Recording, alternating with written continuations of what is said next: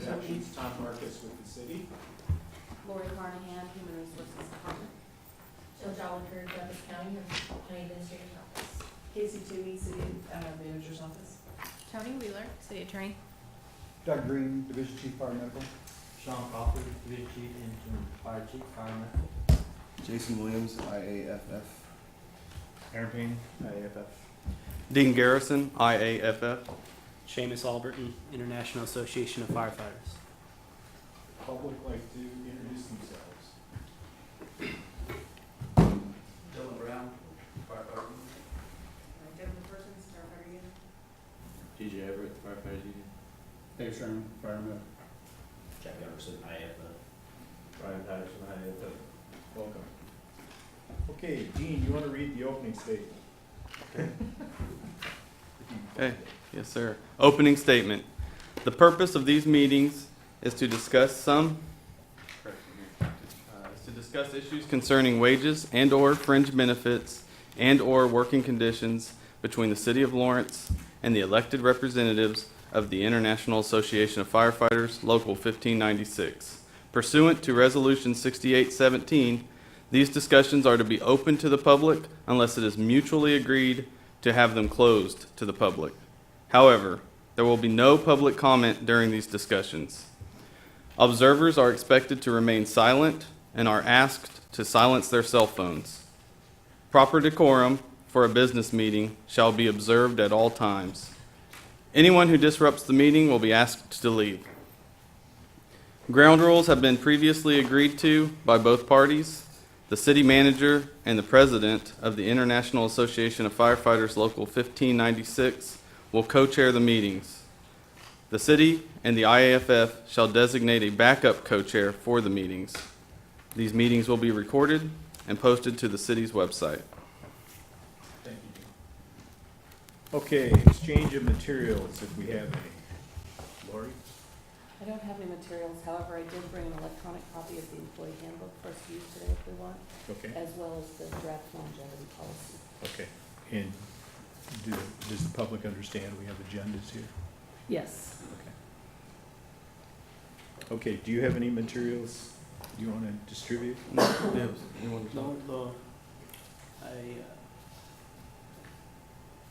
I imagine the only thing that we would introduce would be just a video if we get as far as the minimum staffing piece, but Okay. yeah. Okay, old business. Any old business? New business. Discuss items that are marked. Provisions for this section are provided in the employee handbook. I think that was per your request. So- Yes, sir. Tom, if you may just have a few quick words regarding some of the items that we're going to be talking about today. Okay. As you know, last week was the first time that we were able to view the city's proposals.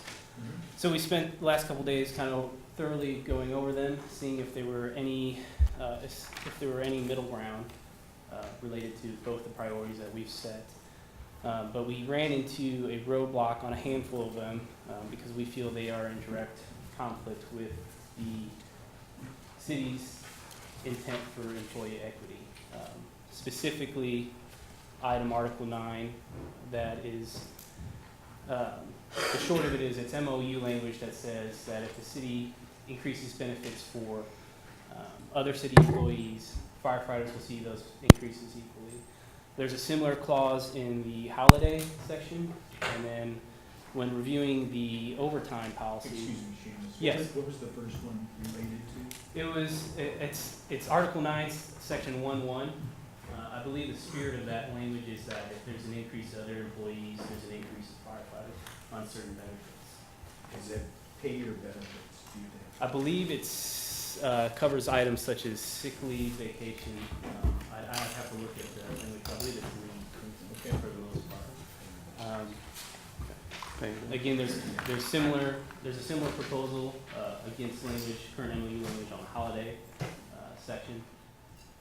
And then we also took time to review the overtime proposal that the city's proposing. But we're not sure how that stands with employee equity when LPO's language and the city handbook language are very different.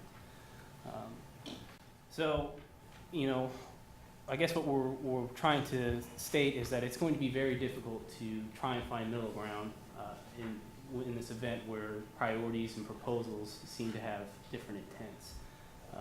So what we'd like to propose before moving forward with discussions is that the city reevaluates the declared interest of employee equity and either continues down that path and redacts any proposals that conflict with it, or they eliminate that priority and redact any proposals that come from that justification. Okay, we'll consider that. Okay. I would say that I think each of those items probably would benefit from a direct conversation on each item before we made a decision like that. Okay.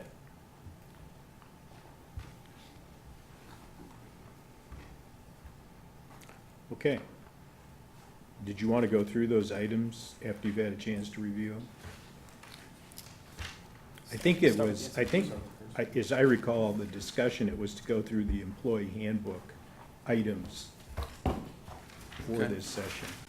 Well, Tom, real quick, as we start that process, which is what we anticipated, I have a few things to add. We just want to remind everyone that this is a mutually developed document by the city and IAFF, which is proven to be effective, and so any significant changes are really unnecessary. And to get this started specifically today, the IAFF, we submitted our proposals on April 16th in writing. They were clear and concise and appropriate for the time frame. The city submitted proposals on April 29th. These were verbal, vague, not clearly defined, included dozens, with approximately 20 by the interim fire chief. The natures of the city's approach leaves these open to interpretation, which is confusing and slows down the process. Today, we're supposed to review the city's proposals to change the MOU's current format by creating an appendix for language that is in the contract language that mirrors city handbook language. It is our understanding handbook language in this appendix will be binding through the duration of the contract, even if it changes elsewhere. Regardless, this change in format and intent should have been its own proposal. With that said, the city has identified a lot of contract language as being the same as the handbook. The city doesn't, however, identify which handbook language is being referenced. This means we had to do the research and we're left to assume. We have found that no language is word for word the same. Some comes from multiple areas of the handbook and some isn't in the handbook at all. Again, with the MOU being mutually developed by both the city and the IAFF, the intent is confusing and the proposal is misleading. So in addition to what Seamus said, we're requesting that the specific handbook language is be referenced today and some explanation for why change. That's what I thought we were going to do. Okay.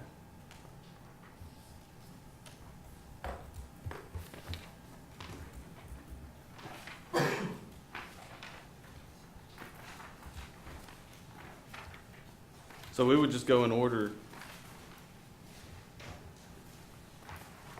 I think the first one we found was Article 7.1 Rules and Regulations. It pertains to the internal review process of department policies.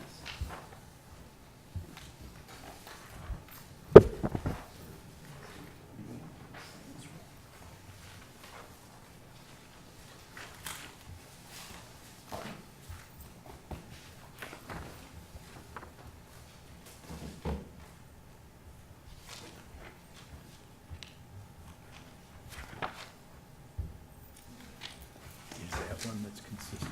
That's not, we're actually changing. This is one that we're asking to just change the language entirely. Yeah, this is not one of the employee handbook ones from our perspective. Okay. Okay. This was an actual change in language. I think the ones that we're referring to are referenced as consistent with the employee handbook. I think those state that in our section on proposals. So why don't we start with our first one so that we're on the same page? Which is which one, Lori? I believe it's 8.3, 8.3, the longevity conversation. Okay.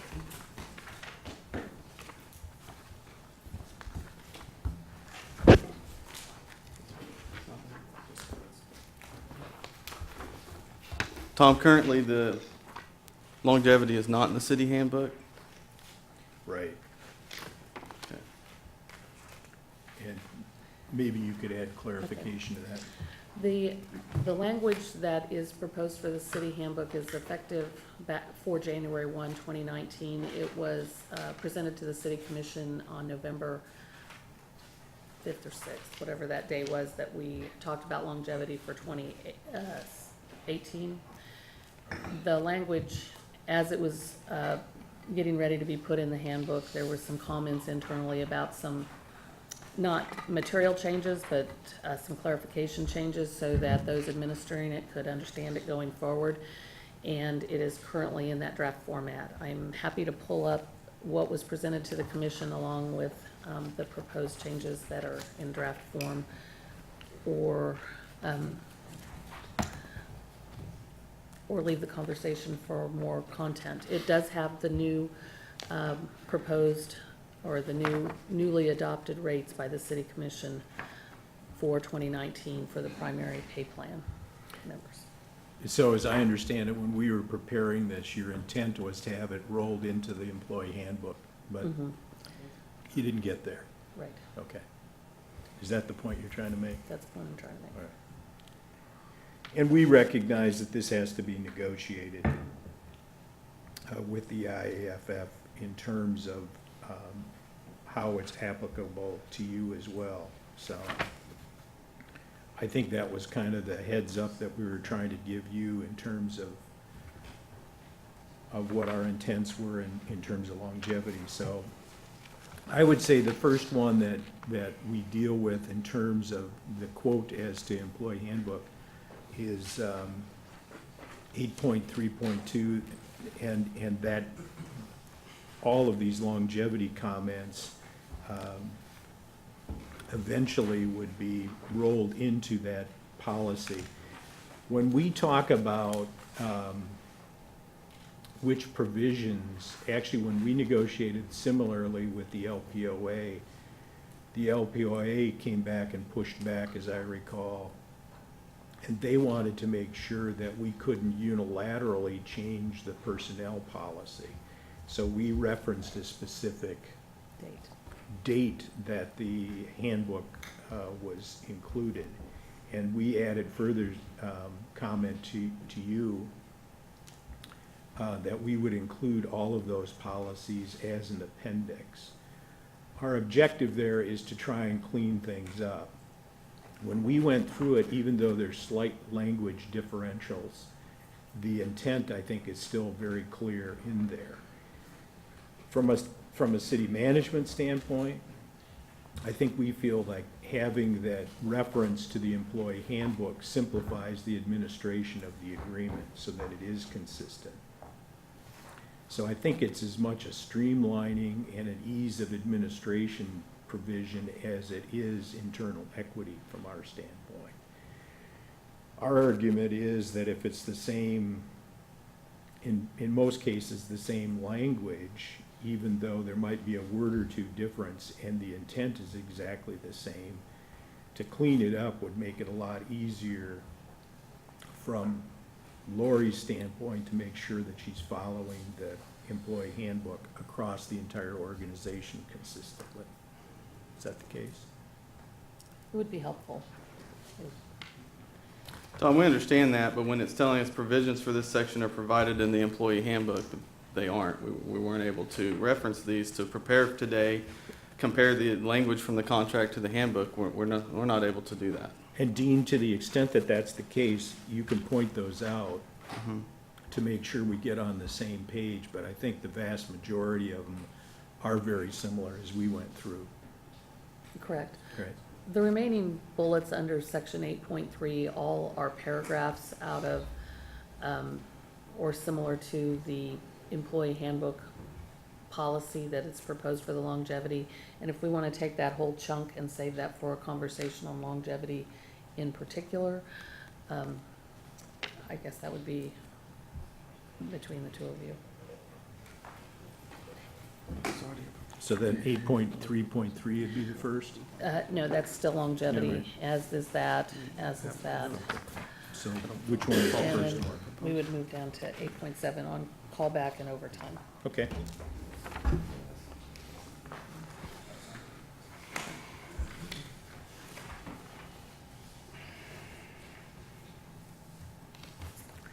So Lori is suggesting we go to 8.7, 8.71. Did you find any differences there? This is the section that has to do with calculation of overtime, correct? Correct. Yes, there's, again, if this proposal is based off an employee equity, which the language in your proposal makes it seem that way, it doesn't, I don't think it holds a whole lot of merit because LPOA's language and the city handbook language are very different. So we didn't know which direction was your intent, and where should we've been trying to find some middle ground here.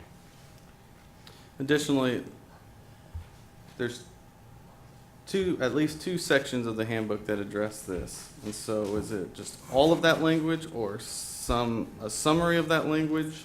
We really need to see the proposed language to be able to speak to it. Can you point out the two sections, Dean? Yes, sir. I believe one's called the overtime and the other's called callback and something else. We can open up the handbook. Got a comment? I believe in this one, we need to go through section by section because I believe 8.7.1 is the callback policy. And that is the same language as our callback. Any employee who's called back for staffing or any other reason is paid a minimum of 2 hours at the employee's overtime rate. That particular sentence, 8.7.1, is the callback.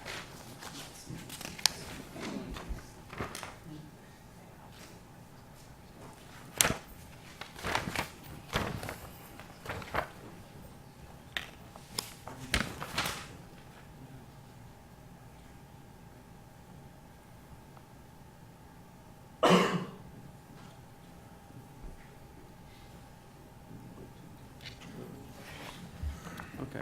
So we want to limit right now we're talking 8.7.1. Just that. So yeah, the just city's that one intent sentence for this to be changed, to I guess, reference is the our callback. ask. Just to make it the same, so that instead of getting the 2 hours at time and a half, it would be 2 hours of straight pay. No, on the callback policy, Mhm. it's 2 hours of time Okay. and a half. So I think it's the same, Dean. I think it's the same, because this says overtime Okay. rate currently, and I think the handbook, it either says, it probably says time and 1/2. Okay. Once- Pardon? I think it would be helpful if we put the employee handbook, I'm happy to go up there and do that. Yeah, that'd be fine. The only change. And Why not? if you move out a tab, the whole handbook is That's what I'm saying. on that flash drive. Okay. What do we have to do?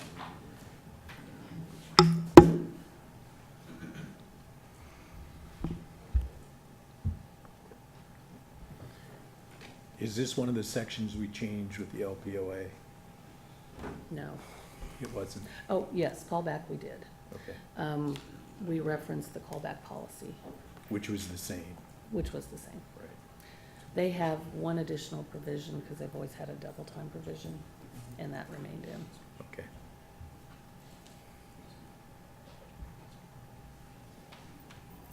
Thank you, Casey. So here's where it starts.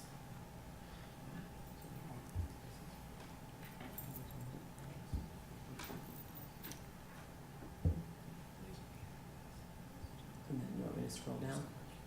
Mm-hmm.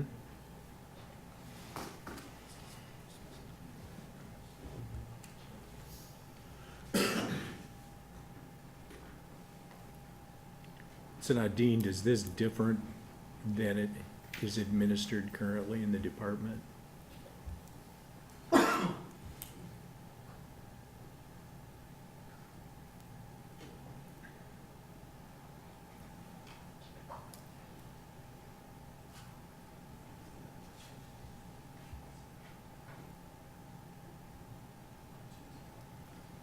Well, it's my understanding that this is, internally, this refers to emergency callbacks when we get a minimum of 2 hours regardless for how long you came in. Because sometimes something is to be determined, the magnitude, and we need people coming now. And so you might not be there for very long, but you still get the 2 hours for coming in. So is that a difference in language? Well, the handbook doesn't clearly state that. Okay, but what are you trying to point out in terms of what the contract says? Does the contract say emergency? Well, it doesn't, so if a person comes in for emergency callback and they are relieved after 1 hour, do they still get 2 hours? That's a department policy as well. So it says that, so. But we're saying if it's chief, if it's in the contract, then if it's not in the contract, then internally that policy or practice could go away, and then it's gone. But if it says it in the city policy that it provides that, so we need to add emergency callback, is that what you think we need to add to the city policy to make it work then? Call back throughout the organization. Yeah, the contract just says callback for staffing, doesn't say emergency callback. The policy, our policy, department internal policy says emergency callback. So do you have other types of callback? Overtime callback, but if we call somebody in for that, if they're actually calling in, isn't it a minimum if we call you in? Okay. You come back in off duty, it's a minimum of 2 hours? I think sometimes we define staffing differently. Are we staffing for a meeting, are we staffing for emergency events, are we staffing for special events? I think we have those discussions sometimes that, for instance, there's no minimum staffing, or no 2 hour minimum for special event staff. We come in and we get paid for the time that we're in there. But there are not any special event staffing, it's less than 2 hours. But if there were one, But what about meetings then? exactly, for meetings, So- we don't get paid a minimum. For the meeting time, For right? the meeting time, correct. It seems reasonable, right? Yeah, I think it's reasonable. Yeah, I'm just saying, when we talk about staffing in this, I think there's different definitions to staffing. And so we have to have that conversation. Or call back for staffing. When you're held over for a late call. But you're not called back. You're already there. I'm just giving you examples of times that are shorter than 2 hours that would be normally paid. But this says when an employee, this one is called back to work. And so to me, I guess I'm not sure where. Okay, it's a callback, we should consider a callback. Being drafted or held over for staffing for, on an incident, you're being held over. That's It's a callback. That's not called back, right? Were you called back? You're already working, so But you- this says you called clocked back out. to respond. If you've clocked out though, or you're no longer working, you have to clock out before clocking back in. So at some point then you are actually off the clock and then you have to call back. So you say if I'm there I get off at 7 and I go to work at 7 and I've been called back in by your interpretation. Could be, yeah. You have to clock out and clock back in.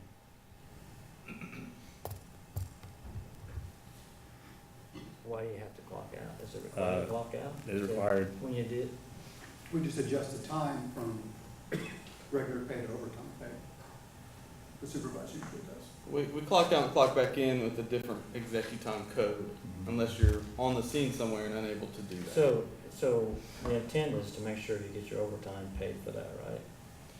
Well, it's also to capture data for staffing. Right. I think that, I guess my whole thing is that I look at this as, we're just trying to be equitable. Is something in this city policy they put here not equitable to what we're doing? Is the employee being harmed anyway by going with this wording here compared to the way we're currently enacting things? And policies that we're acting within our organization currently the way we're doing it. And here we're calling the word staffing. called back for staffing.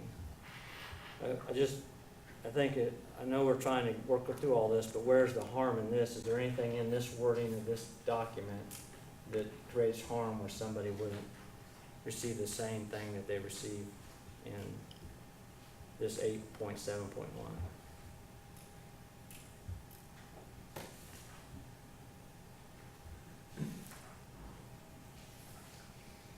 Well, once it's removed from the contract and is referencing internal or external policy, then it's no longer protected. But it is protected by this agreement, because now it's referencing this policy that's in effect at the time this agreement is in effect.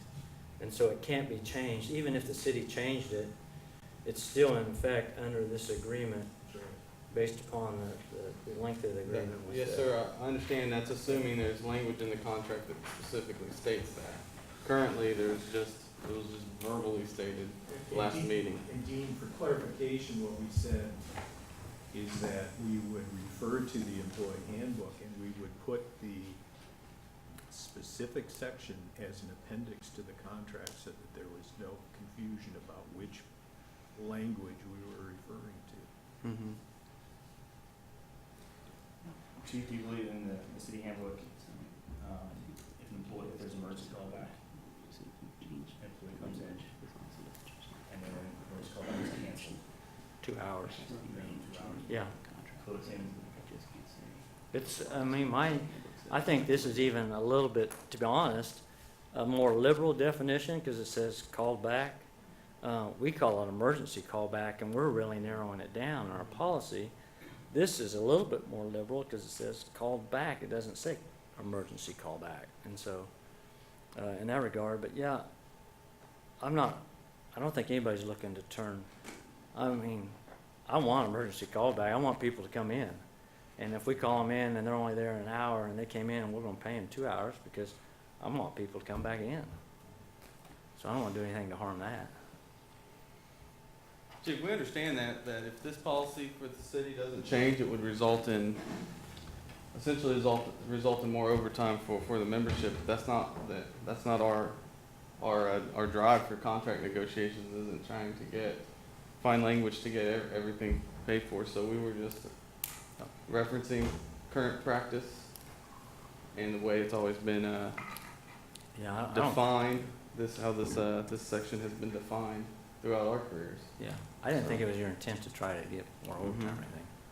I just wanted to make sure we're on the same page here, and that I don't think we're hurt by this language, but And it's not our intent to provide you yeah.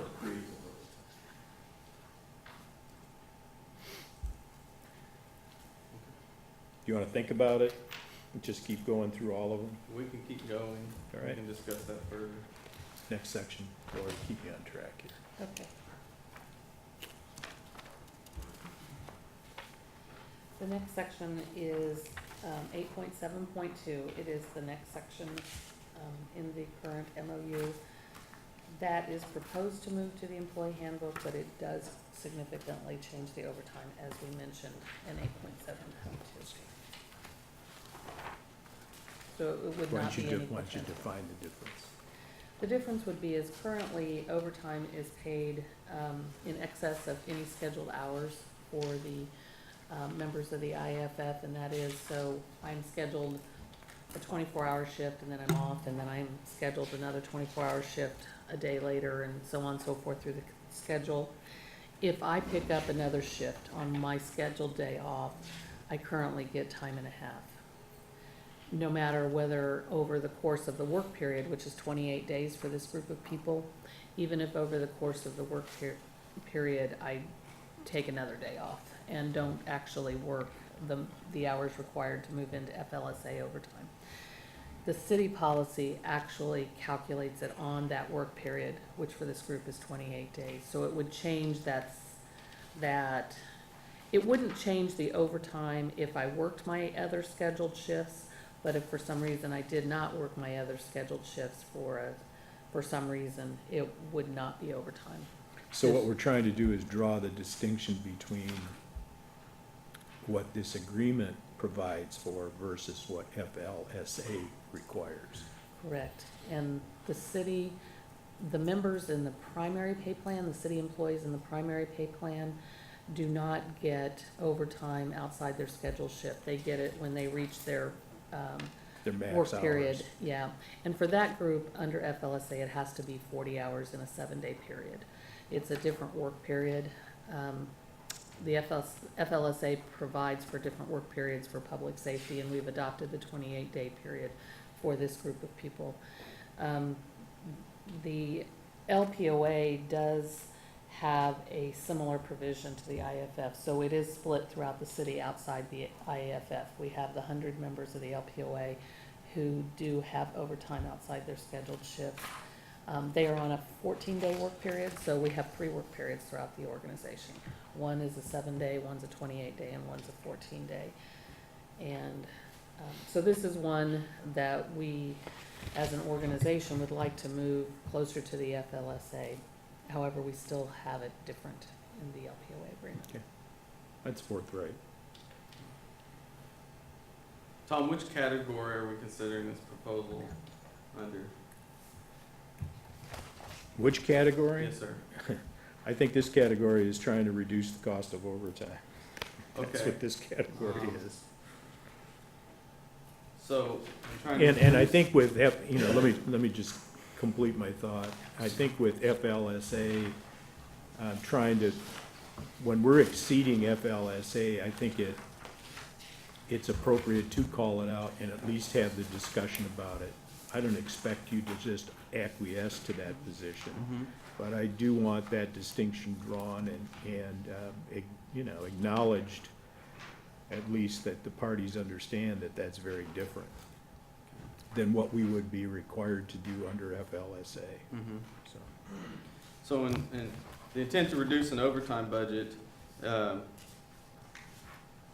we'd like to see a report that identifies what the yearly overtime budget is. We can discuss the timeline for that. How often does it increase? Do we have accurate projections versus what we've set aside for it each year and what it really is? What's the breakdown on overtime? How much of it is it for sick leave versus work comp versus other things we do, investigations, safety officer, those types of activities? And we'd also like to mention that we do have an overtime committee reviewing overtime right now, which the IAFF is wholeheartedly participating in hopes to reduce overtime. good. I think that's to all of our benefit. So is it possible to get that information so that we can make them more? Chief, do you have that broken down? Yeah, we have a breakdown of 2018. It breaks it down into What's causing it? 8 or 10 different categories, so we can get that provided. We able to compare that to other years and see if it's a trend or if that's just an isolated? I don't know, I have to go back and see whether we did 2017 and on, I did 2018. But yeah, you can tell you the trend in budget, we can show you that for 27 and 2018 amount. I think it's about $1.8 million last year in overtime that we paid. So Chief, are you willing to engage in that conversation about overtime? Sounds like the IAFF is. Yes, yeah, I think we ought to look at it, it's a big cost to the organization. What's it running? About 1.8 last year, 1.8 million, Out of how much total? Budget? 24 million. 24? There's possibly some city reports that we can pull off the payroll system too. That'll have some of this information. Is there any sense about what other departments do in that regard? I'm not sure what other departments do related to the overtime. I think there's a mix out there all over the state. Might be worth, I don't know if the benefits person has done that to get an idea who's, I call it the black line, who's paying to the back line and who's not. We I could think ask. there's a mix throughout the state. Some do, some don't. It's our understanding that our comparable cities pay the time and a half for any hours worked outside of the regular schedule.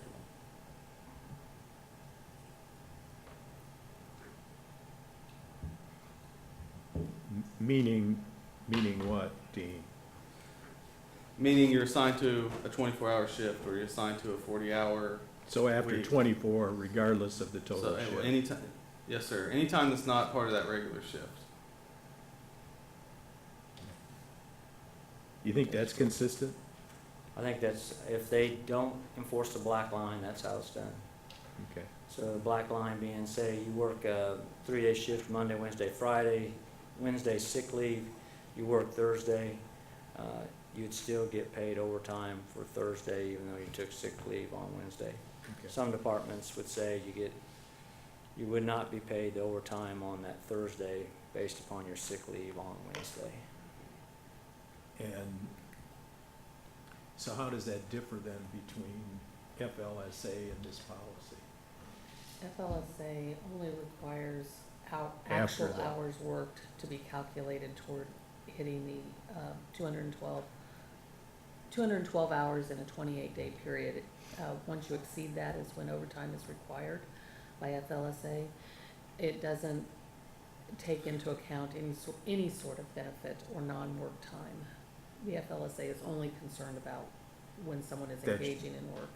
That work schedule? Yeah, or actually engaging in work, not even the schedule.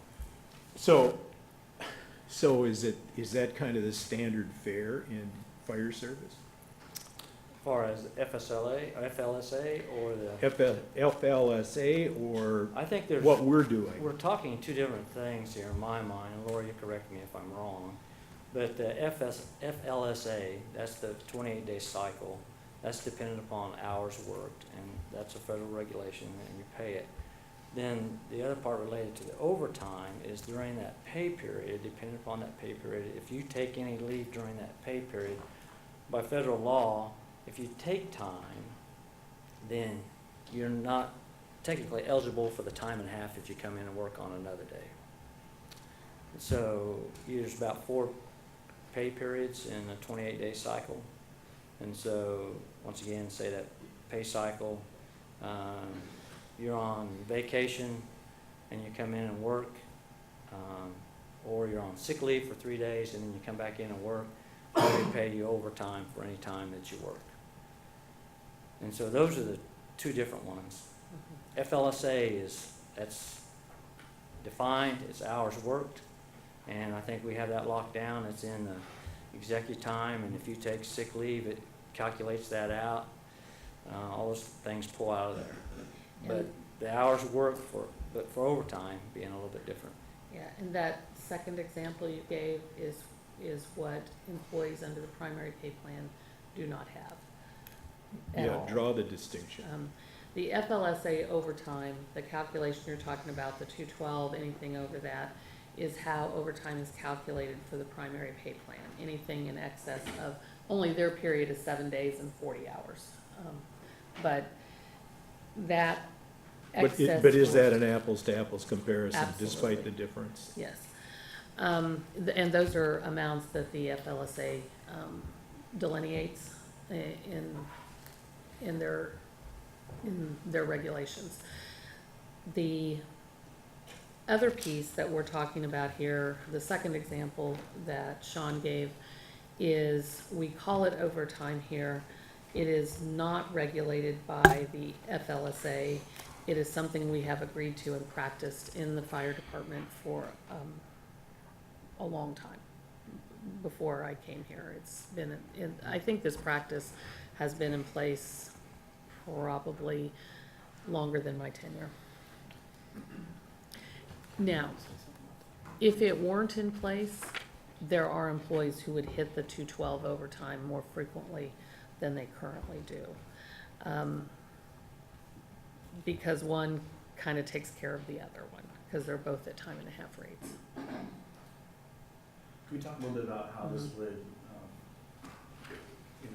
work with the previous, section we just went over, the callback? And the policy, it states that all employees in the city are subject to handle situations that occur outside the normal working shift, which we call callback. And by definition, callback is paid at 1.5 times. The So anytime that we were called back, we would be paid at 1.5 times? callback is something that the rest of the organization is truly a callback. It's not a schedule change. So if you were called back without notice, then that would be considered a callback under that previous section that we just discussed. So expected, I'm sorry for interrupting. That's okay. But basically, are you mandatory overtime is what you're referring to? Anything you were not previously expecting. So if I have a staff member in my office who normally works Monday through Friday, 8 to 5, but a couple of weeks out, we know we have a job fair on Saturday. So we change their schedule so that they don't work Tuesday, but they work Saturday. That would not be callback in most circumstances because the person has time to plan and change their personal schedule. Is there a policy on when that line is defined and when how far is expected to be, yeah, you should have changed your schedule, or, hey, sorry, this is mandatory overtime, you get to 1.5 times pay? No, there's not a defined time frame. We have discussed that in other departments, and in most cases, it's been about 48 hours.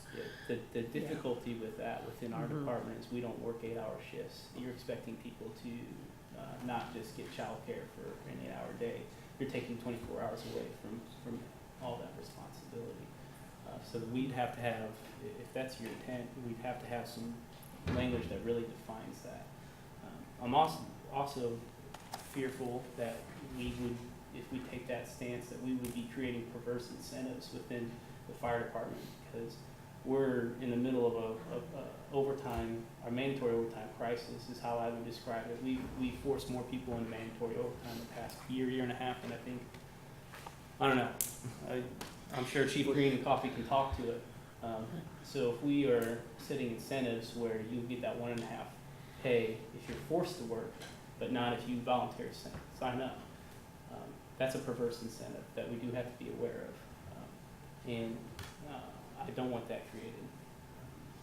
We also want to remind everyone that we have an assigned schedule, but that schedule rotates. So it's not as set as it may seem.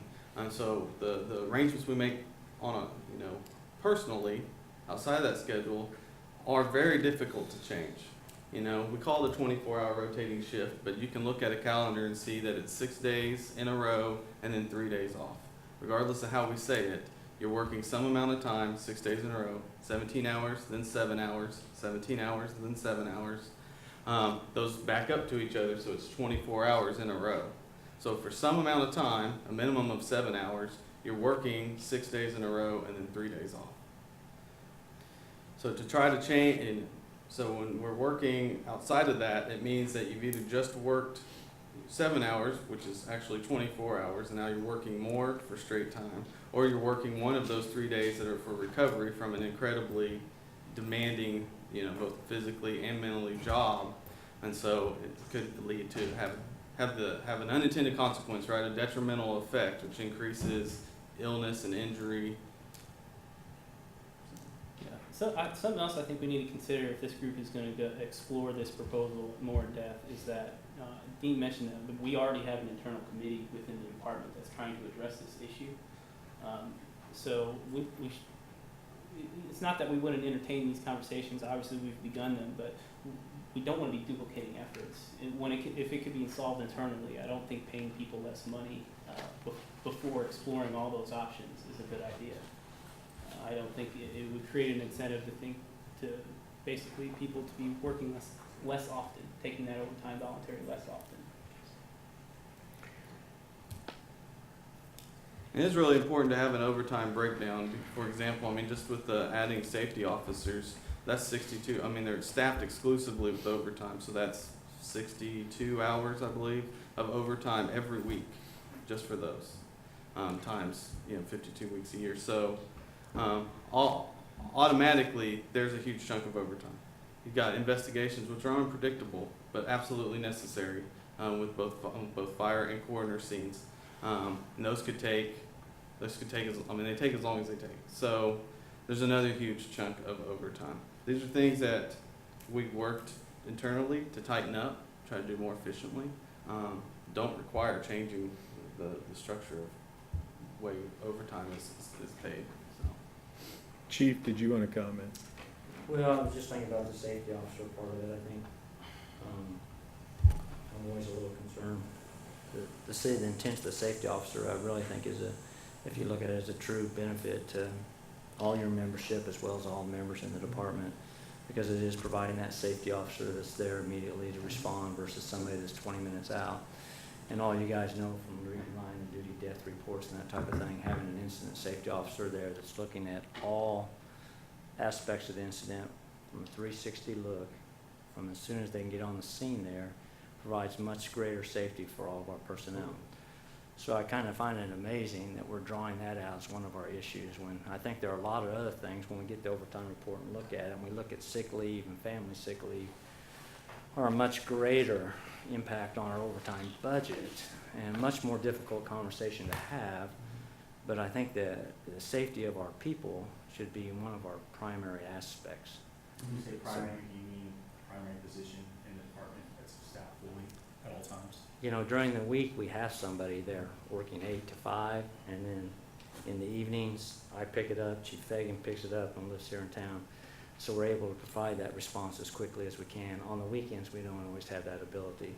Plus, like all of you, it's difficult to be on call 24/7, 7 days a week. So this was an effort to be able to ensure you had a safety officer readily be able to respond to provide safety to all the personnel out there on every high-risk, low-frequency type incident. And we believe that should be a priority.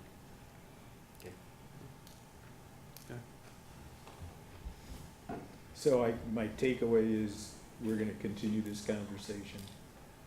We haven't necessarily decided how we're gonna do it, but That's right, sir. I mean, without all the information, it's very hard to develop a position.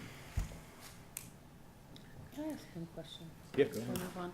Okay, Dean, I was trying to listen closely, but I kind of got lost in when you were discussing a 7 on, 17 off. Mhm. Could you repeat that to me one more time?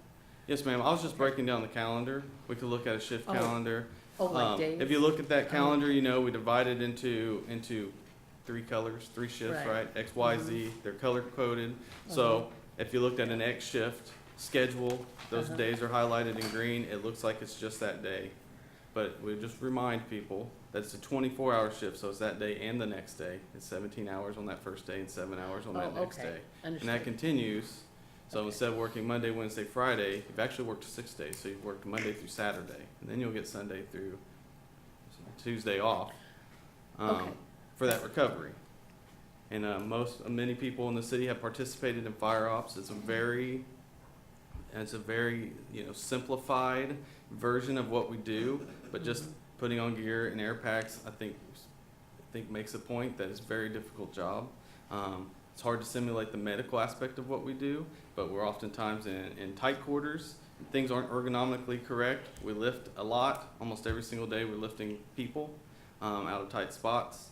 And so this exposure to that type of wear and tear leads to injury and illness. We see it on the fire department. Firefighters are put through more physical situations than others. Which leads to that sick leave or whatever buildup. So the more we have people doing that, the more it's going to go up. Okay, I understand now, thank you. Okay. So who's on the committee?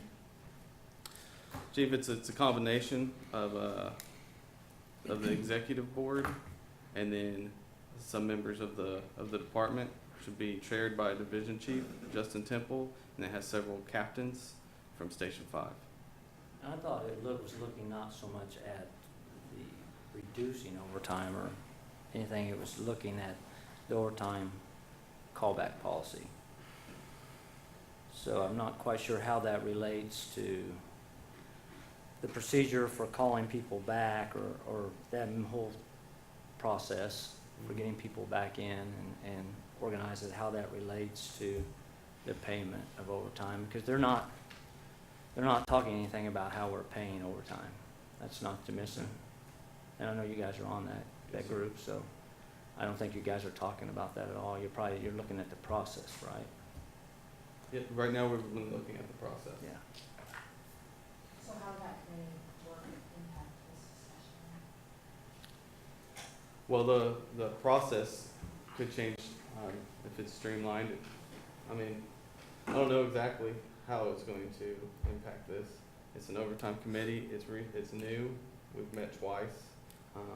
And it was my understanding that it was going to talk about all things overtime. We're starting with the process, so we haven't talked about the money piece. Yeah, I didn't know money was a part of it. Okay. That Well- was Maybe I'm wrong. my understanding, Yeah, my direction to Chief Temple, where we were looking, and we talked to you guys about a joint committee on this, was to Mhm. look at the Yeah. overtime process, how we call people back in, So how long has the You- committee been in place? about 2 months. Yes, sir. Oh. There was no discussion that I was aware of related to how it was compensation was taking place. You're correct that there, from my understanding, there is no discussion on actual compensation, but the committee is looking at overtime globally in means of, is there ways that we can take care of these investigations without calling it overtime and stuff like that. So those could be issues where actual overtime hours paid could be reduced through discussions through that committee. But it is accurate to say that the actual compensation is not being addressed. But it could be. Do you mean the actual wage itself? No, I mean, the conversation could discuss compensation. Within that committee, I believe pursuant to the city resolution, the actual wage would have to be negotiated here. Well, I get However, that. the committee could find ways to reduce hours paid, or hours needed, man hours per man. So, you use the term mandatory overtime. What's the definition of that? What's mandatory? We call it our draft, I think is what you guys Mhm. are talking about, mandatory overtime. We have a staffing to meet our minimum staffing requirement. We've had somebody call in, we have our vacation schedule that we picked the year prior to. It can have 5 people off, it could have 4 people off, depending upon the seniority and the days available. But then, once we have that, anything beyond the 5 actually starts creating overtime. And so we'll call back and ask people to fill those overtime positions. If we can't get anybody to voluntarily come in and fill those positions, we initiate what we call a draft process. It's So based that's the upon- mandatory. Yes. So it's an open call to begin with. And if you don't have adequate response, meaning someone to fill that slot, then you direct that somebody come in. Yes. And that's described as mandatory, at least around the table today. Yes. Okay. And so what percentage of the time does that happen? It's more frequent in the past year and a half than it ever has been. Okay. It has increased, but the numbers, I don't know the exact number. I think you see a little bit of a trend in that as the extra board come on, so now we're getting ready to graduate our recruit class. And Right. so there's gonna be this thing where overtime will drop. And then as our numbers on the extra board go down, then the overtime goes up. So it's cyclical in this way, waveform, based upon whether we have the extra board to fulfill it or not. Okay. All right. Next item. Lori. The next item is also, oh, no, Military. it moves into military leave. I'll pull that policy up. It would be 8.8.1 and 8.1.1. And it appears from the way this is written, this is similar language. Yeah, there was one provision in here that is an option that the IAFF employees have available to them that is not in the city policy. And that is, I'm gonna pull up the city policy because it's, and sometimes looking at the IAFF MOU is actually easier than looking on this grid. But there's 4 options that an employee on military leave have to pick on how to get paid while they are off. Oh, we had a lengthy And, conversation yeah, and the about city this. policy has 3 of those in there, Okay. versus the 4th. So that is the only difference, and that's 8.8.1.2 in here is that section. The remainder of it, from what I can tell, is exactly the same as the employee So, handbook. so what's the section that's dissimilar? It gives an employee a fourth option to pick for when they're gonna be gone on what to do with their city pay. And what that says, it says the employee may take leave with the city paying the difference between military pay and regular salary. Overtime staffing is not required to cover his or her absence. If callback is required, employee will use required accumulation vacation time to make up the difference between the military pay and the regular salary. This is limited to 14 calendar days per year, and military pay must be verified by the chief. So in other words, if I leave, tell me if I'm wrong on this. If I leave on military duty for, like, it's not for full-time active, it's more for the reserve and the training, the 2 weeks training, what I always refer to as the 1 weekend a month, 2 weeks a year kind of thing, although it doesn't always match that. But I have a fourth option, if I am an IAFF member, of having the city make up the difference between my pay that I make at the city and what I make on reserve duty, if I provide documentation that what I make on reserve duty is less than my city pay. And I can do that for 14 days a year. So the IAFF has that as a fourth option that the rest of the employees don't have Correct. from an internal equity standpoint. Mhm. So I guess maybe this is the opposite question that I'd normally ask, but why wouldn't we provide that to the rest of the employees? I think it would be I mean, if it's Mhm. optional, it seems to me that you're paying something for it regardless on the other three options. Maybe you're not. No, the other three options have to do with whether I want to go unpaid completely and preserve my benefit time and just take my military pay. The other option is I can use my benefit time and take my military pay. In other words, have both paychecks. And remind me what the third option is, you guys. Just use leave to cover that gap. Oh, just use benefit time to cover the gap that these 14 days the city would be paying for. So I can do the same thing as this, but it's my benefit time versus the city paying it for the third option. Some employees pick different options for different reasons because their military pay is different than, some get paid more to be on military leave than they have while they're here. Some get paid less. Some like to have the additional income, so they use their benefit time here and then take that as income. So any of those options are available to the employee for what best suits their needs and desires. Chief, you have any thoughts on how it's currently being used, what the preferred option I is? think most of the time they're using their vacation, their leave time. But in reference to Lori's comment, just to make sure, that second option that's in the MOU, the employee may take leave with the city paying off the difference between military and regular salary. Well, it doesn't say, but then a comma, it says overtime staffing not required to cover his or her absence. And so, I think, when I read it, that only when overtime, so if there was like nobody off that day and they went, then the city would cover the difference, but if any type of overtime's required to be in, then it's not eligible. Dean, you have any idea what the preferred option? Which, our military personnel, what they prefer? Yeah, No, sir, we'd have to ask them. okay. I've got a couple guys and they exclusively use their leave time to cover their military time. So it doesn't sound like it would be a significant cost impact to the city if we extended it to everybody. Or is it? I would need to run the numbers. My estimate is that we have maybe a half a dozen people in the police department that might take advantage of that difference in their military pay. However, and a couple people in public works, to finish that statement. We have probably no more than a dozen people in the organization who serve in the reserves.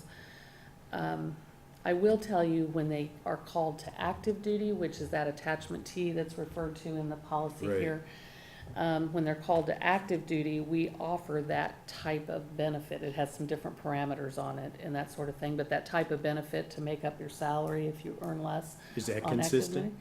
duty. That, I believe we apply Is to everybody universally? housewide. Yeah, although I don't, it's not really mentioned in here, but I think we've made it apply. What we found out is the vast majority of people who get called to active duty make more in the military than they make here. With the one exception being the people that are coming straight out of, come straight out of high school, serve in the military for a few years, and then come to us, and they're not terribly high in our pay plan either. Is that because a lot of our people have rank? Yeah. But the people who are coming here straight from a lower ranking position in the military are the one or two, and it's usually in reserves. You know how you get active military duty, and then when you're released, you have a couple of years of required reserve where they can call you back. Those are the individuals that we have paid that full-time callback benefit on. I do not know what the impact would be for our other people on temporary duties. I think we need to examine that. And to the extent then that we could make it equivalent, I presume that IAF doesn't have an issue with it then. Are you proposing to remove this proposal out of here? I'm saying that it would be the same, but we would change the same to match yours. Yeah, I mean, to speak honestly, as you've asked us to, city manager, our position on employee equity is that all city employees should have the benefit package of what we have, because it's proven to work. So we're 100% in favor of that.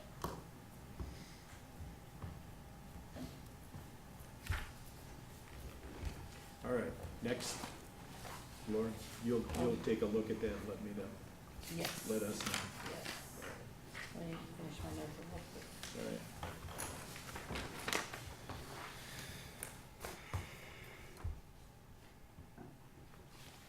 The next section, I think, is 8.8.1.1.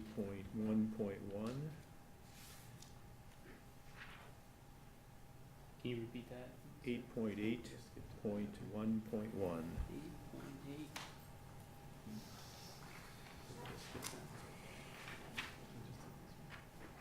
Oh, I think this is part of the military as well. Is that all together? Yeah, I think Or- the military, all of the 8.8, Which one is the option? the option is 8.8.1.2. Okay. But the military policy goes clear down, all the 8.8s point somethings are military. And 8.9 is the next section, Next which is one. not a part of this discussion today. Okay. So when's the next, or where is the next? I think it's 9.3 vacation. Okay. And all the sections under 9.3, 9.3.1, 9.3.2. And Any distinction there? our 9.3.1 through 9.3.4 seem to match the employee handbook in different orders. 9.3.5 is different than the employee handbook. 9.3.5 is what you said, Lord. I think so. Method of selection of vacation days shall be those adopted by the department policy and procedures. Departments under the vacation policy select, every department and every work group has their own selection method for vacation and how far in advance it has to be done and that sort of thing. So in this, the provisions of the handbook would rule on 9.3, 9.3.2, 0.3, 0.4. And then we got to 0.5, we'd have special language referring to the department policy. Is that the proposal? Yes.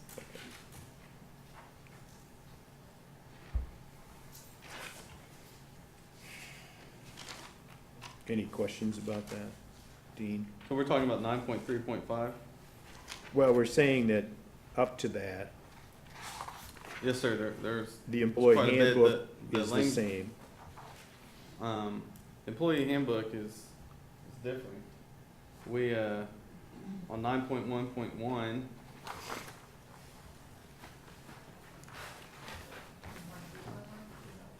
not doing this one. Okay, just, You gotta pull them up. okay. Well, I mean, it says, 9.3 it is says, actually what we can talk about as well. it says employee, Vacation start. employee handbook. But, okay. I'll just skip it. Are we not getting your question?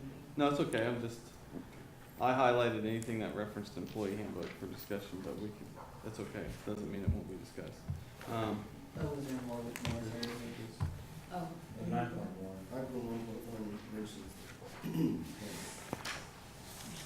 That's okay, we can come back to it. Did we skip something? Yeah, there it is, the workers there, 9.1.1.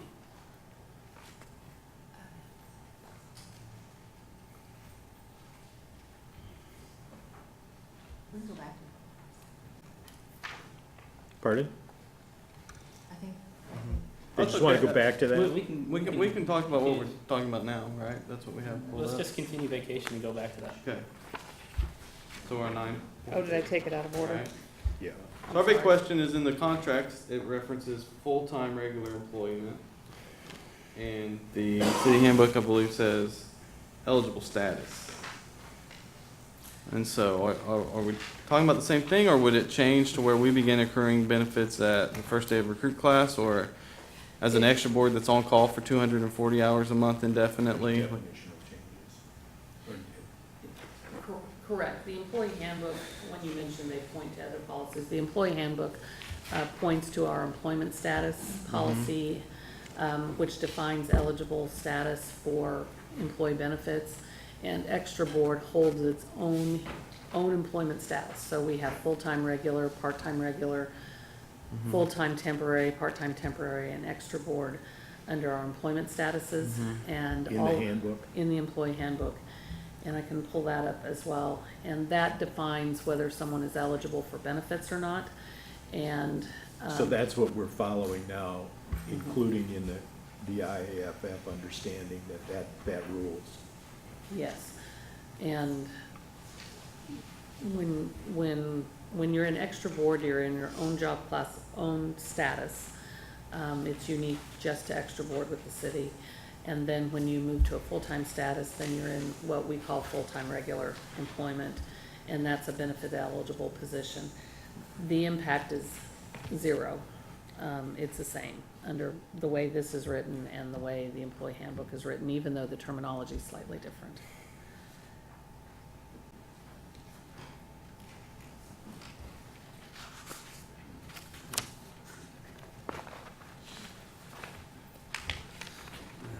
The only concern I have is if we use the handbook language, it has something. Not be able, they can't use it until they've reached. I might also point out that there are several sections in the employee handbook that we do make applicable to the IAFF. The sections that are not called out in the MOU, we have not excluded the IAFF from those. They are, they're already administered that way.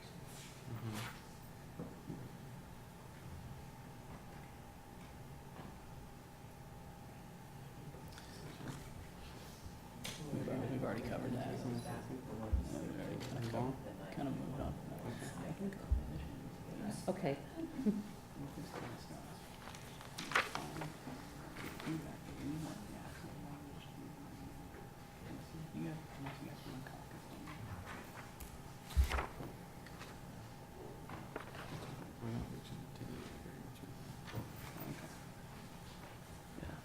I'm just reminding them.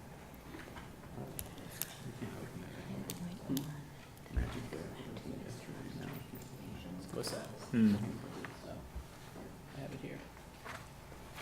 What do you want to see? I'm just comparing that language. So the major difference is that it talks about accruing, but Also, kind of references in the handbook, it just says accrued per pay period, but it doesn't have the actual amount to be.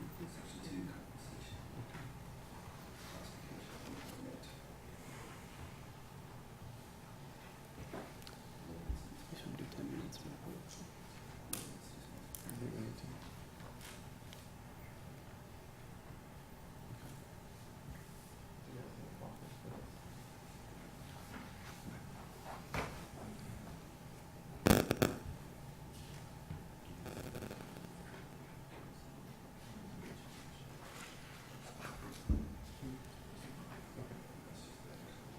We don't need it.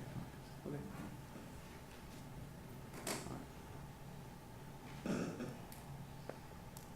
Do we have anything else to say?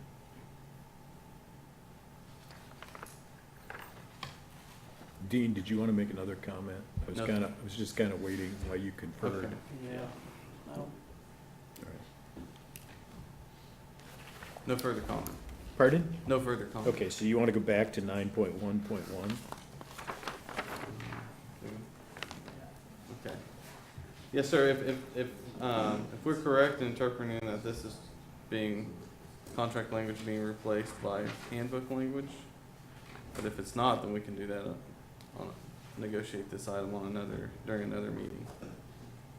9.1.1.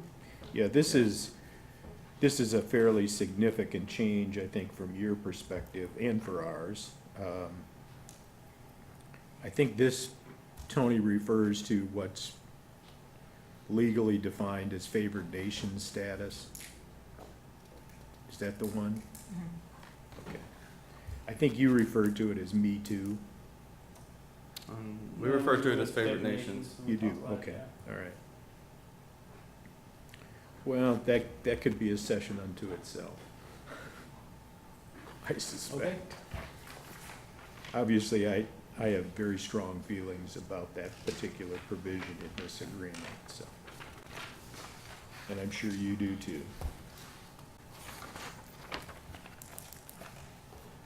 All right, where's the next one, Laurie? So we've discussed vacation. Yes, Okay. they didn't have any further comments. Okay, the next section is sick leave, it's 9.4, and I believe 9.4.1 through 9.4.3 match the employee handbook, or are sections of the employee handbook on sick leave.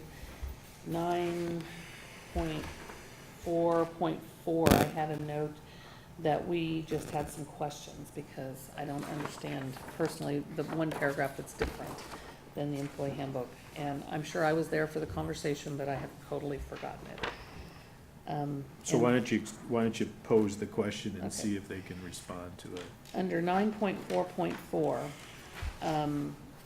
we talk about how it can be used for family sick leave and the individuals for which it can be used for. And then it has in parentheses, and that's the part I cannot remember, military, those members covered are different than the immediate family and shall be honored as outlined by law. And I was wondering if anybody could recollect from last time, because I remember having a conversation, but I don't remember the impact of what that particular in parentheses meant. And then the rest of it matches the employee handbook. We'll have to do some homework on that for you, Okay, too. that would be fantastic. We did mention that, I think, previously, right? We had this conversation, we asked about that, Okay. and when I walked through it. okay. No inkling as to what that means? Well, it's referencing a law, so we just need to find out what that law is and cite it specifically. Yeah, but it doesn't say whether it's federal, state, or, Mm-hmm. it's. Okay. Next.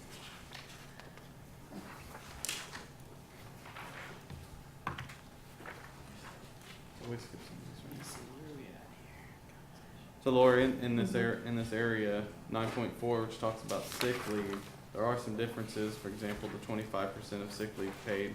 Oh, I'm sorry, exactly, Mhm. you are right. The one difference between the sick leave policy, I apologize, the one difference between the sick leave policy as it's written in the employee handbook and the way it's quoted in the MOU is a payout at separation. And at payout. Which section is that? Is it on this section, nine, what nine? I'm not sure. Well, it's when in I was here. writing I that. Is think it it's later on? 9.5 compensation at dismissal, right? Is that where it's at? Okay, I put, 5.1. Yeah, so it's Okay. not in this section. We'll get to it, Dean. okay. My note's in the wrong place. That's all right. Okay.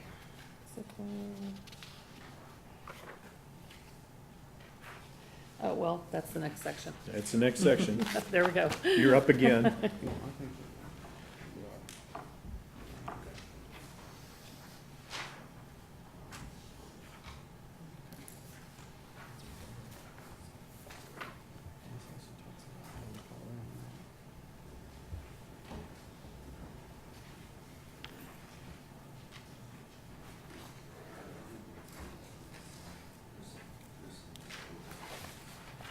So why don't you draw the distinction Okay. between the IAF contract and what is in the handbook? What is in the employee handbook indicates that employees will not have any sick leave paid out, any balance, unless they have been here for 5 years in an eligible status, which would be full-time. The IAFF MOU, section 9.5, specifically 9.5.1, discusses payout at separation of a variety of benefits, and it matches the employee handbook with the exception of there is no waiting period for the payout of 25% of sick leave. The 25% is the same, but the time with which you can request it does not have a waiting period of 5 years. And I suppose the employee handbook also does not call out in any of its sections, because there is no section on Kelly days in the employee handbook. And, but I do believe there may be department policy that matches Kelly Day payout. We need to review our Kelly Day policy. Okay, so those are the two differences from, although in the employee handbook, it's called out in every policy, how it's paid at separation of employment, at termination of employment. So it's called out separately for members of the It's, fire service? no, vacation is written in the vacation policy, sick leave's written in the sick leave policy, personal days are written in the personal day policy. The handbook does not have any language on Kelly days, so that would be contained in department policy. So if I'm understanding the distinction, if a person is here 5 years or less, they're not eligible for the payout if you're not in the fire service For sick leave.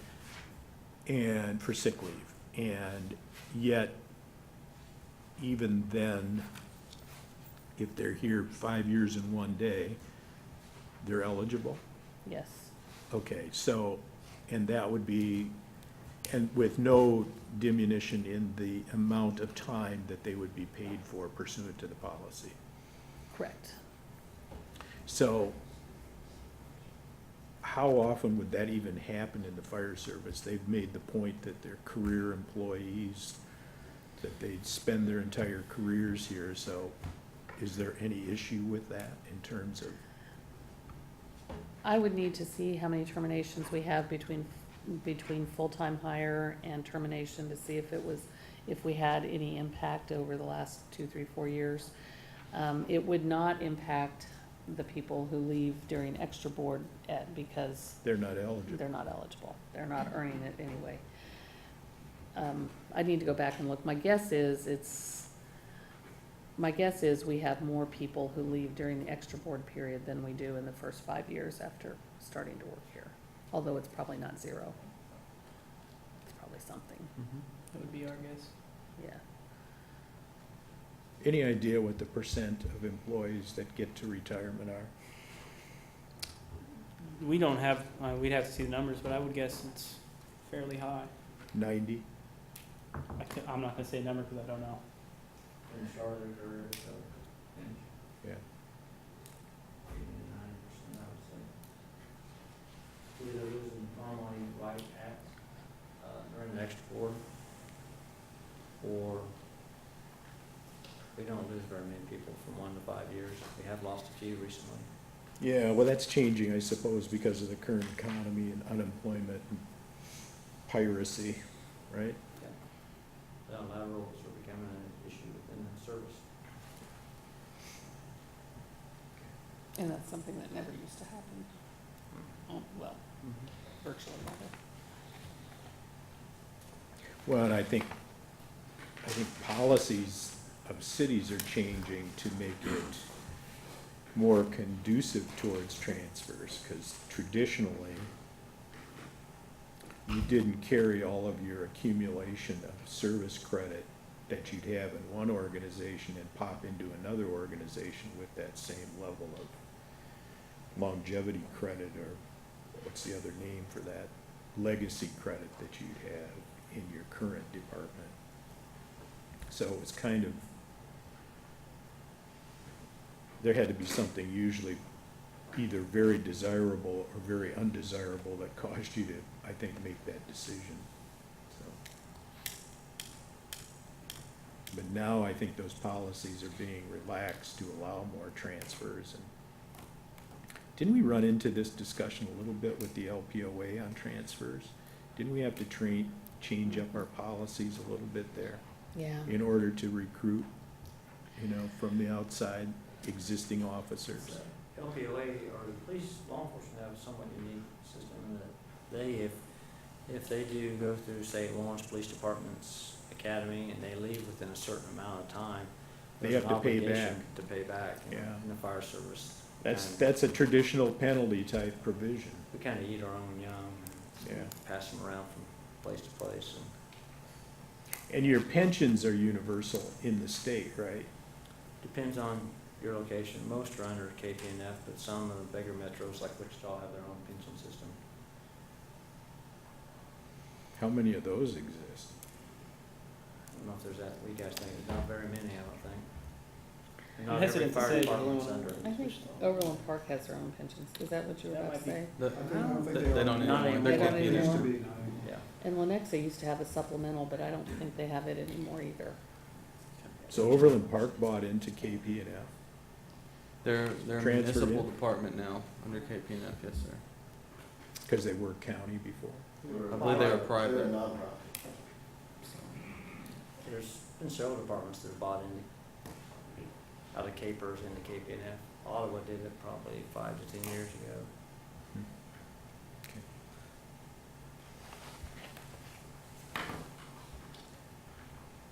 So where are we at, Lori?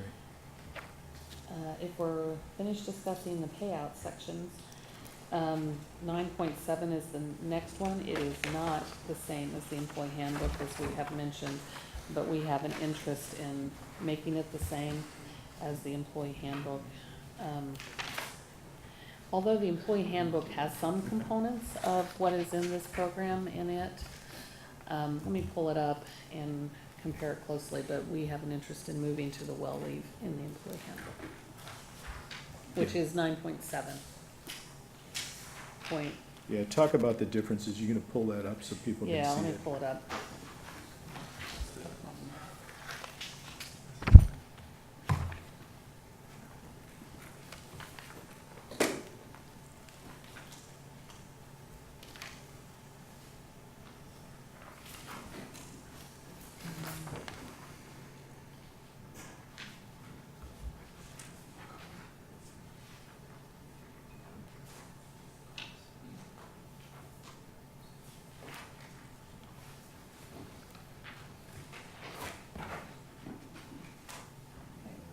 Wellness time off currently has some provisions in it that indicate that employees are eligible to earn wellness time off at 425 hours. You have to have a minimum sick leave balance before you can earn any well leave. It's a different balance for the police officers and detectives. It is not called out in the employee handbook. The firefighter is currently at 0. You do not have to have any accumulated sick leave in order to take advantage of the time off under this policy. The policy in the handbook currently has a number of hours earned over a course of 13 pay periods when you have no sick leave or family sick leave used, and that is for everyone except the individuals covered with the IAFF, which are called out in paragraph 2 in the employee handbook, which says firefighters, fire lieutenants, and fire inspectors will receive 4.3 hours, 6.0 for 2912 employees, of time off work for 6 consecutive pay periods to a maximum of 34 hours, 48 for 2912 per year. And then my interpretation would be the last paragraph applies to both programs, paragraph 1 and 2. Sick leave is considered used for both personal illness and illness of a family member or adoption of a child. Sick leave donated to the shared leave program will not count as sick leave used for the purposes of determining the eligibility for wellness time off hours. And then the police also have some fitness days that I'm not even sure this is accurate any longer. I'm not sure we actually bank it into their bank. But they have a component of fitness days in their MOU. So the wellness days are used as an incentive not to use sick leave Yes, incorrectly or improperly? correct. And the current MOU language has 6 consecutive pay periods, which matches the handbook. And it has the 6 hours for 2912 and the 4.3, although I think it's written different on which one's in parentheticals. Just the opposite, shall be accumulated. The third paragraph in the employee handbook matches 9.7.2. And the second paragraph matches 9.7.3.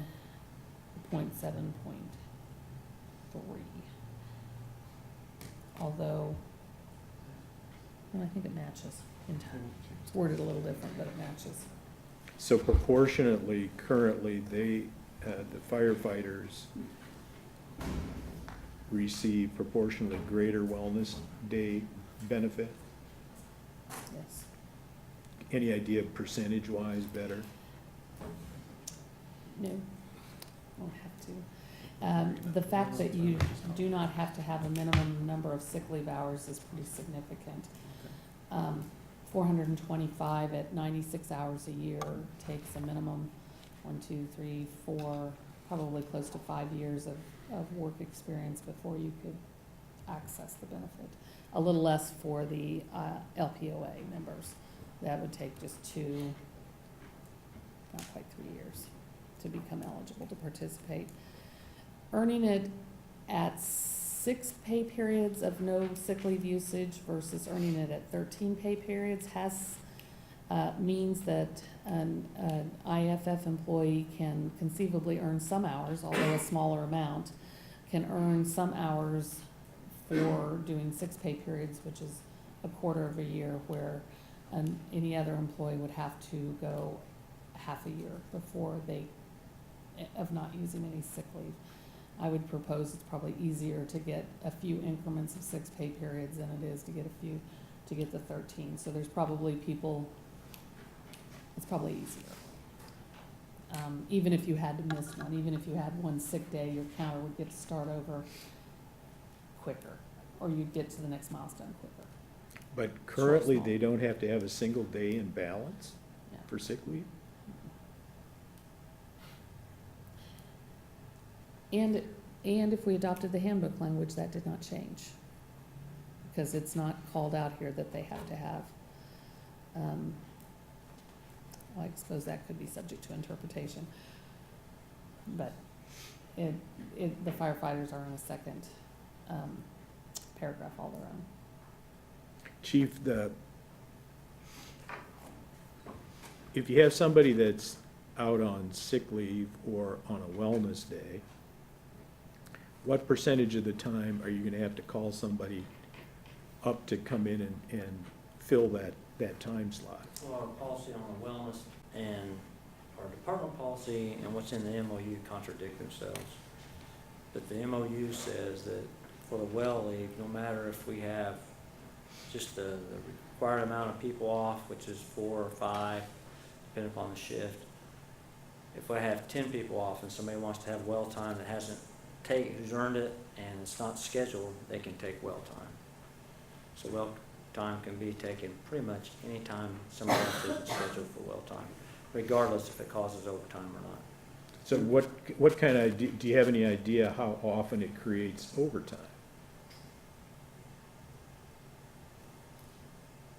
I guess the point is, instead of paying somebody a straight hour's pay, aren't you now paying somebody, it's now 2.5 times pay for the same hour?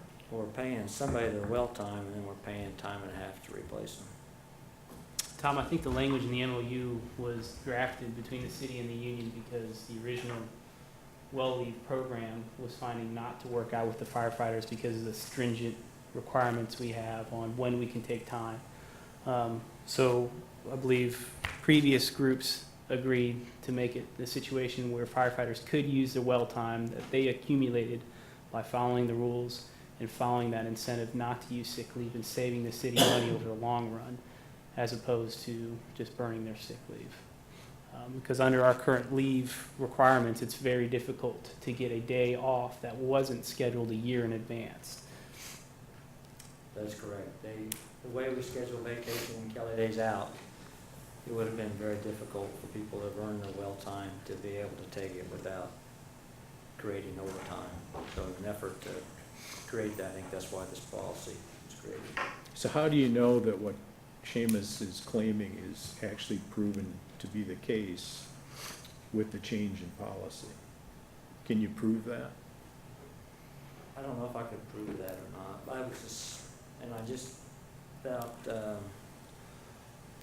just empirical, no, but just anecdotally by the way we schedule, where you have to have, we take everybody's vacation days and Kelly days and come to a total, and then those have to be picked. There's only so many 5-person days, there's only so many 4-person days. The calendar fills up, and so the ability to take that well time, at some point, is normally the calendar's completely filled up. Those 120 days a year that they were are filled up where it wouldn't create overtime. There are exceptions to it, but the ability to take it as a benefit would have been very limited. So under the old program, what I'm hearing Seamus argue is that obviously two sides agreed to it, I get that, but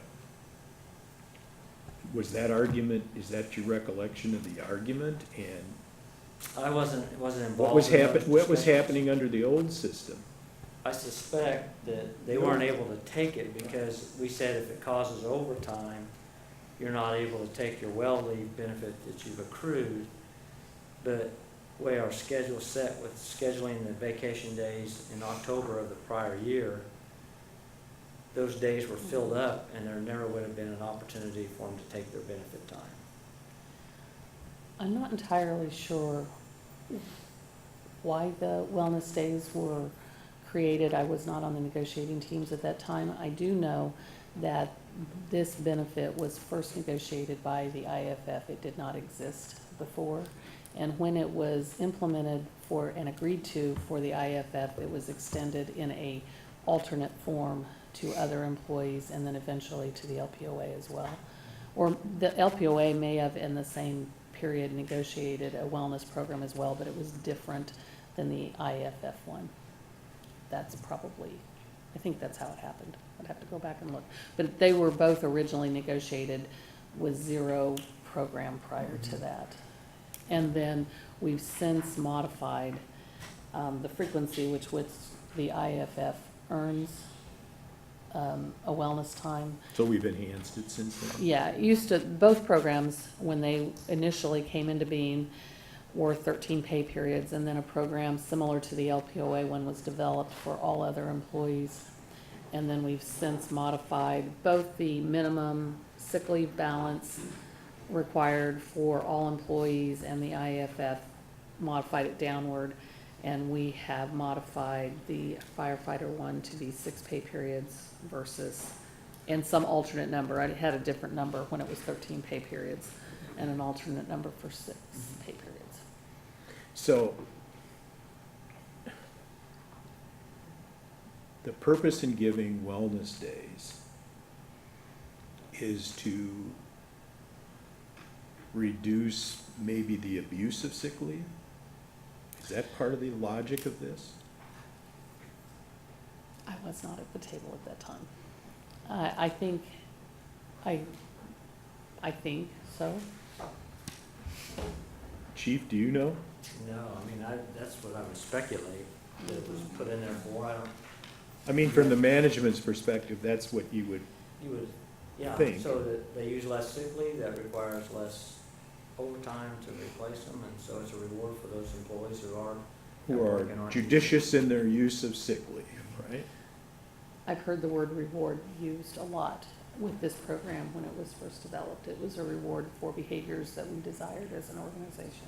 So on a per capita basis, are employees accumulating more sick leave as resulting from this policy? Without going back to, I don't know when it started, to go back to see if that'd be the case, I couldn't tell you, to be honest. And we don't require an accumulation right now anyway, do we? Not for the IAFF. Everyone else has to have an accumulation at varying levels.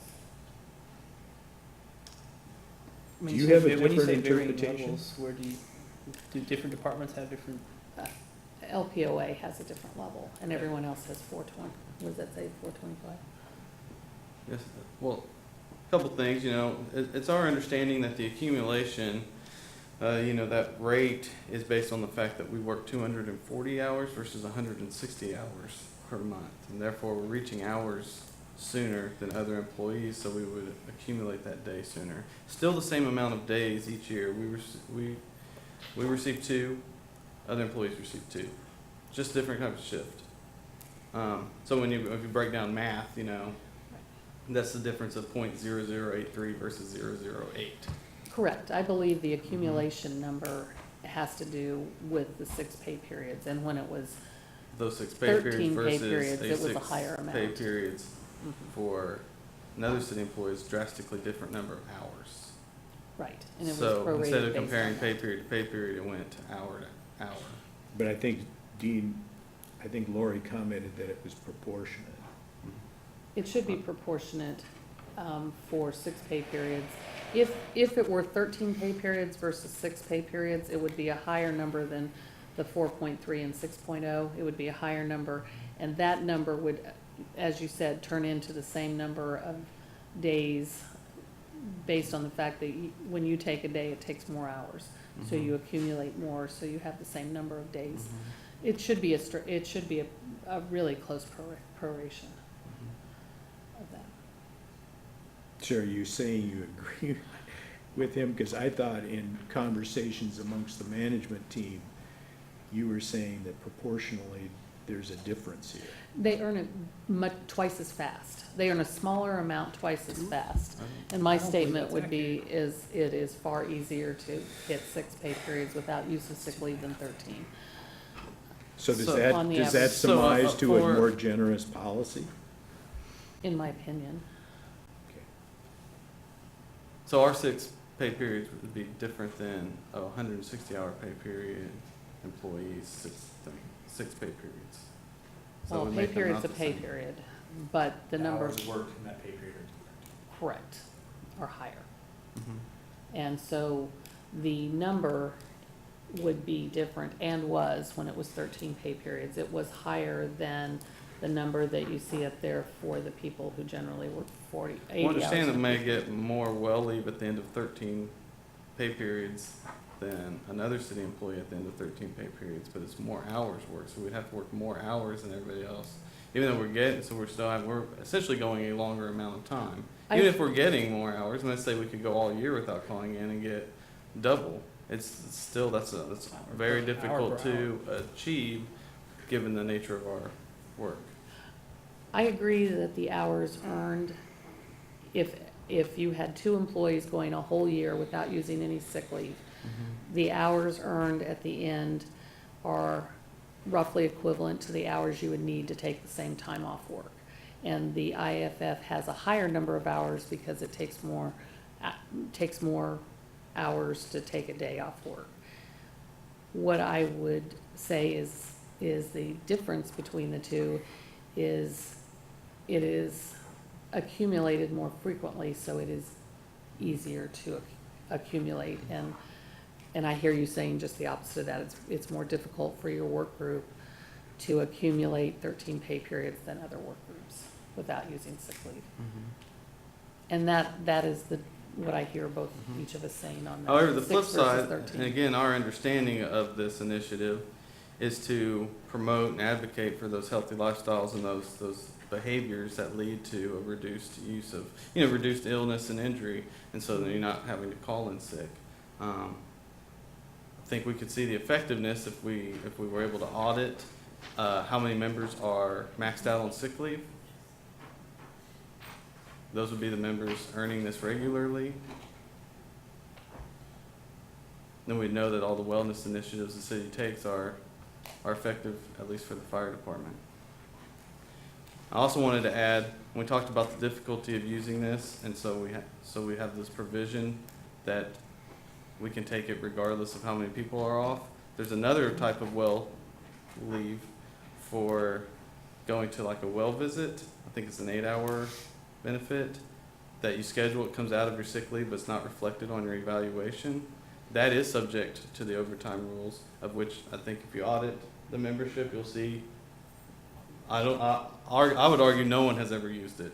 But perhaps there's somebody that looked way ahead and was able to get it on the schedule and able to talk to whoever they made an appointment with, and it worked out. But Are you saying the policy is so restrictive that nobody uses it? I'm just saying that our schedule, the way our schedule is, we're just not able to use that. We appreciate that benefit being offered to the city. We didn't make a proposal to discuss it this time. And so we accept that it's just doesn't go well with our schedule. That's okay. We still, based on that favored nations, it should be extended to us in the event that it can be used for sure. So I just wanted to bring that up as an example of this well leave. If we did the same thing for this as we do that other type of well leave, we just couldn't use it. Are there limitations to how other employees can use their wellness time across the city? Probably. I do not have all the different policies in front of me for scheduling time off, but each one of our work groups has their own procedures for how far in advance people need to schedule to be off frequent, and it has a lot to do with their line of work in each one of those work areas. But I could not tell you if there's one called out specifically for wellness or if they lump it into their same program as they would for vacation.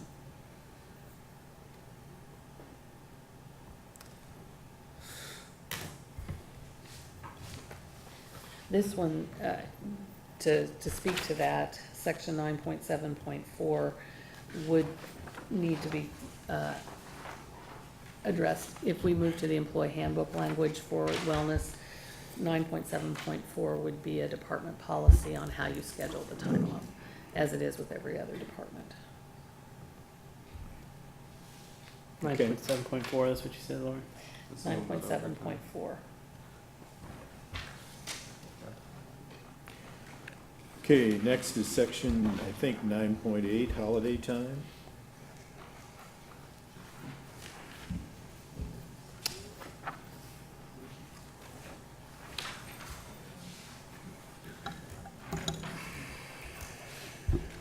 Yes, and again, I think all of it matches the handbook except possibly 9.8.3 9.8.4. and 9. Where are we at here, Lauren? We're under section 9.8 in totality. It has 3 subsections or 4 subsections, 9.8.1. Okay, I see where we're Yeah. at now. 9.8.1, 9.8.2, we believe are the same as in the employee handbook. 9.8.3, I think I'd like to talk about a little bit. And then 9.8.4, Why don't you go ahead and keep going? okay. I'm gonna take a quick break. Be right back. 9.8.4, the city proposes to eliminate this section as any pay or benefits, yeah, it should be said. Oh, this is a section that I think we will want to have a separate discussion on all the way around 9.8.4. Same reason as the other 2 statements earlier, it's not quite a handbook discussion.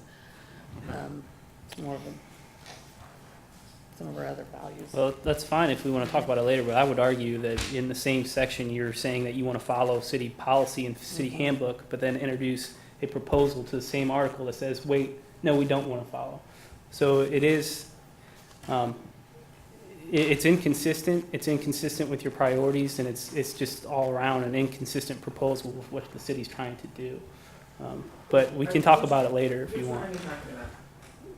9.8.4. And it's inconsistent, tell me that again. That the whole city's argument is to have employee equity when we have a document that is proven to work, proven for recruitment and retention, and then you have a priority that says all city employees should be following the city handbook, except, oh wait, this policy, this part of the contract guarantees that, but let's remove it. So, why have an agreement at all? Well, that's what we're asking you. If you want us to be all equal, why are you, the resolution provides equity in the sense that every employee group gets to come here and negotiate a contract, sit down with management. Right, and negotiate the items that are different. Mm-hmm. So, I think from our perspective, it is consistent, because we're saying the time to negotiate things that are different are through this process. Okay. So Well, then we also this is the shouldn't be- time to address those, and that's what we're trying to do. Yeah, and that's fair to say that. Then why, if that's the city's attitude, why are we approaching other items with, well, we should just be equal to whatever the other city employees have? I guess, There's an inconsistency in priority there. okay, I think that Tom's original statement of that we'll probably have lots to say more about that is accurate. I just wanted Okay. to understand a Yeah. little bit of where you were coming from on the inconsistency piece, so. Back up to 9.8.3 now? 9.8.1 and .2 Oh, okay. is language that is in the employee handbook on holidays. 9.8.3.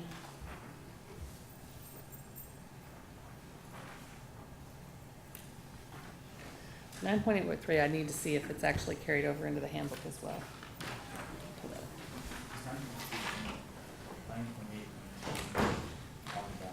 24-hour employees, so we work. We'll pull it up here. But I think we went through it with this word for word, but we'll check.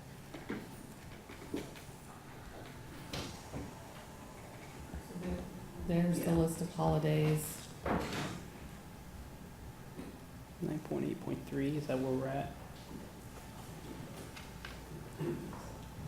I think Aaron had a question about number 3 of the policy there, fire medical holiday pay. So that's the employee handbook language right there.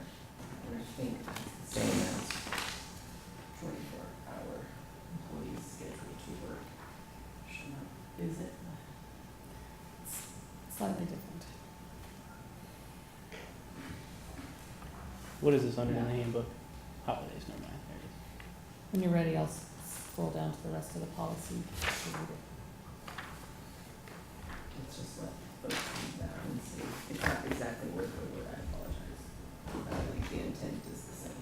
The intent is you can take 12 hours, instead of pay, you can take another day, you can take 12 hours off. Thanks to the intent of the MOU. I thought that was 8.3, 9.8.3.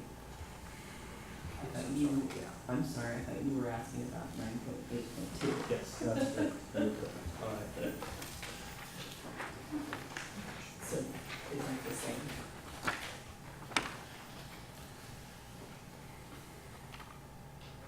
Maybe it's not.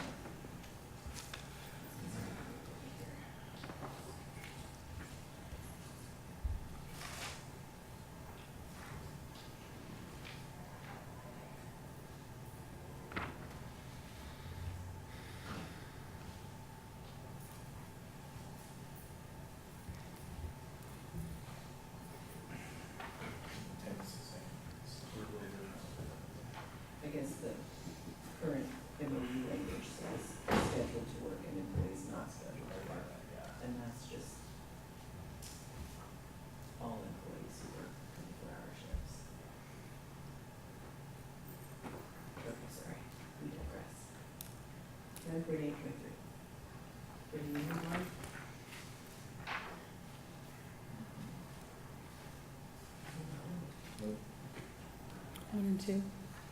Okay, 8.4, is that right? we're not, Lori had a question. oh, 8.8.3, is that a scheduling item that's in department Back up. policy? It is not called out in the handbook. Where are you, Lori? 9.8.3. 9.8.3. Pardon.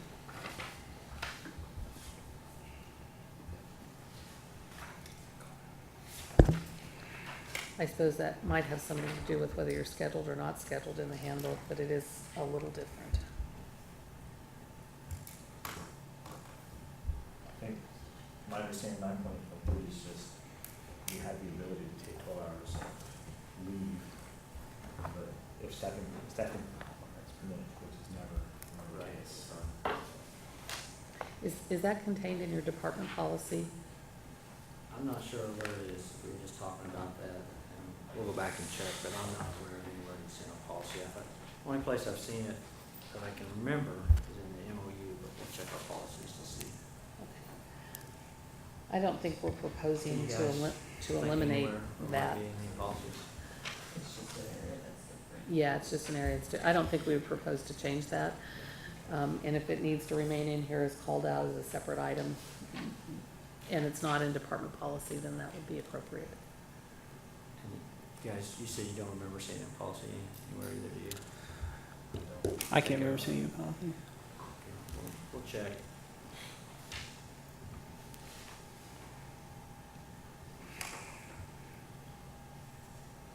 So what did we decide about that section?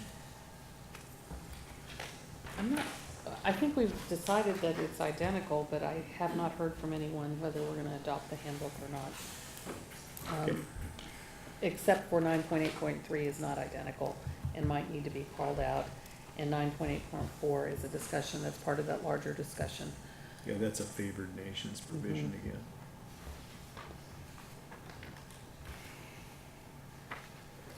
That, let me look. Oh, 9.113. 9.13 is the next section. Oh, thank you. Let's back up. Which one? 9.9.2. Use the restroom. 9.9 in totality is on educational assistance. 9.9.1 probably should remain in this. We In this haven't MOU. suggested any changes. What? We suggested. No. No. But 9.9.2 is identical to our travel policy and is language that is duplicative. Any thoughts on that, Dean?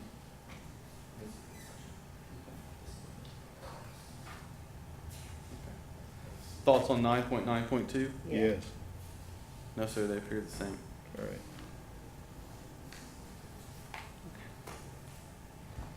Next. And the next one is then 9.13. And that's personnel reduction. The city is proposing that we use the employee handbook language, but it is different than this language. We see that as a management right issue pursuant to the resolution, which calls for, why don't you pull the management rights section up so we can refer to the specific one? Of the resolution.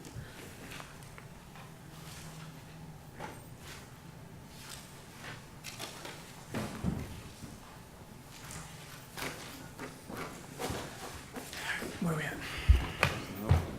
Oh, boy.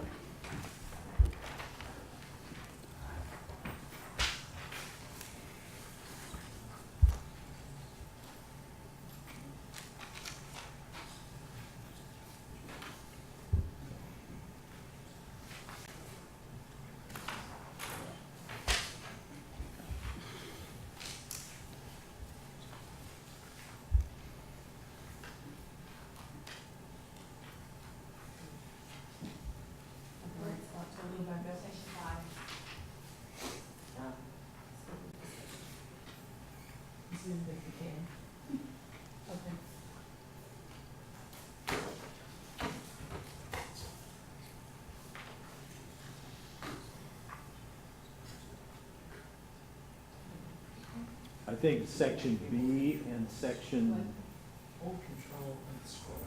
F relate to that. And the other thing I would point out is the language above says, however, the following topics are considered management rights and are not subject to discussion. And then it goes on to say what management rights exist that aren't subject to that discussion. And I think reduction in force is one of those issues identified under B or under F, under the general definitions of those two sections.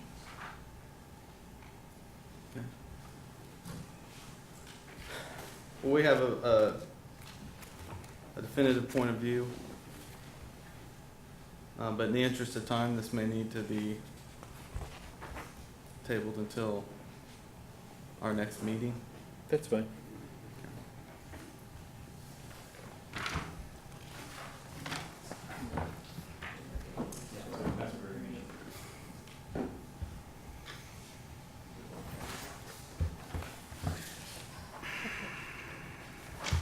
Is this a good, we've got 4 minutes before our meeting ending time. Shall we, Well, you want to look at employee conduct? maybe? That would be easy. 9.14 is employee conduct, Is that exactly the same? identical. Identical. Do you have any question about that? Okay. No, it appears the same. All right, considering the hour, Dean, do you want to just continue this discussion at our next meeting and make that the agenda item? Yes, sir. Okay, The employee handbook? yeah.